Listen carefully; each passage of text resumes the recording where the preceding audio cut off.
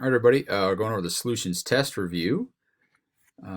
This should be pretty helpful for the test. Obviously, we are reviewing. That was the most insightful thing I've ever said. So anyway, I'm going to move on because um, over here we got the molarity triangle. First four problems we're solving for one of these three variables. Remember, whichever one you're solving for, you cover up. So if I'm solving for molarity or concentration, I cover that up. It's moles over liters. Moles is molarity times liters. Liters is moles divided by molarity. And remember, the last type of problem is if I need to figure out mass, which is more useful in the lab setting than moles. I have to solve for moles first. So that's molarity times liters, then multiply by molar mass. That'd be number 3 right here. So in all these problems, I went through and identified what's given. And then we'll go through how to solve them. So I got 0.4 moles, 9 liters, leaving me with molarity. So molarity then is moles divided by liters. When I do that, I get 0.4 moles divided by 0.9 liters. And I get 0.44 moles of, 0.44 molar potassium chloride solution.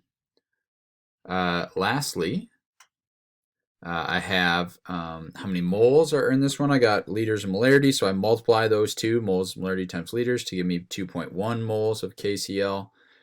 Here I'm solving for grams, so I got to solve for moles first. So molarity times liters gives me 0.21 moles. And then when I multiply by the molar mass, notice grams per mole, moles would cancel on bottom. That's what that slash means. Moles are on bottom. Give me 12.2, or it's like 1/8 or something like that, grams of sodium chloride. Number 4, solving for volume, that's liters. So moles and molarity. So liters is moles divided by molarity, gives me 1 liter. So next we have some kind of some general things. So solutions are just one type of mixture. The other two are colloid and suspension. So big idea solutions are the only homogeneous or evenly mixed solution. The solute completely dissolves in solute. Examples of that would be salt water or like well-mixed Kool-Aid. Colloids appear homogeneous, but they're actually not. So those are things like peanut butter, milk, and shaving cream. Suspensions have particles so large that they settle out over time due to gravity. So they suspend. Think of like dust in the air. You stir up some dust. It is suspended in the air for a little bit of time, but then eventually it will settle out due to gravity. Muddy water would be another example of that. 6, 7, 8, 9. Here we just have some general information. So what is dissolved is the solute. Water is the most common solvent. It's what we dissolve things in. Since they dissolve, we'd say they are miscible. When they do not mix, they are immiscible. Remember that that is based often off of polarity. So like dissolves like. Polar substances, things with positive and negative ends, tend to dissolve things with positive and negative ends easily. And when they don't have positive and negative ends, they tend to not dissolve well. Reality, there's a spectrum of mixing, even amongst polar and non-polar substances. So it's a general rule. Just remember, like dissolves like, but it's not perfect. So percent by mass and volume. Common uses for them. A lot of times you see this is common household substances such as hydrogen peroxide or vinegar. Many medicines are expressed in that context as well. When we're dealing with really small concentrations, such as things like toxins, we often use parts per million or parts per billion. And that was in that, I believe it was entry 2 notes. So true or false, water and ethanol mix. So that part is true. Since the water is polar, that means ethanol is nonpolar. This part is false because ethanol then it would have to be polar. I'm gonna add that in right here. Ethanol is polar to mix. Okay, so either that this part is a fact, that part is where it would be. So that's like an addition here. Next, we have dilutions. So if I have a full 4 molar solution diluted from 10 to 200, what's the final concentration? So this is my equation. So to solve for M2, which if I laid it out would look like this, I have to divide 200 milliliters over. So it's 4 times 10 divided by 200 gives me 2.2 molar hydrochloric acid. Lastly, 10 milliliters times 4, concentration of 2. So same thing as I'm solving for V2 this time. So divide 2 over. 4 times 10 is 40 divided by 2 gives me 20 milliliters. Last little chunk here, we got solubility curves. So this is really just interpreting graphs, realizing that certain variables, as we talked about, like temperature, pressure for gases, and amount of solute impact the rate of dissolving and how much can be dissolved. So in general, number 14, as temperature increases, things dissolve faster. Think about trying to dissolve salt if you have a canker sore in warm water versus cold water. Not only does it dissolve faster in the hot water, but it is also going to dissolve more solute.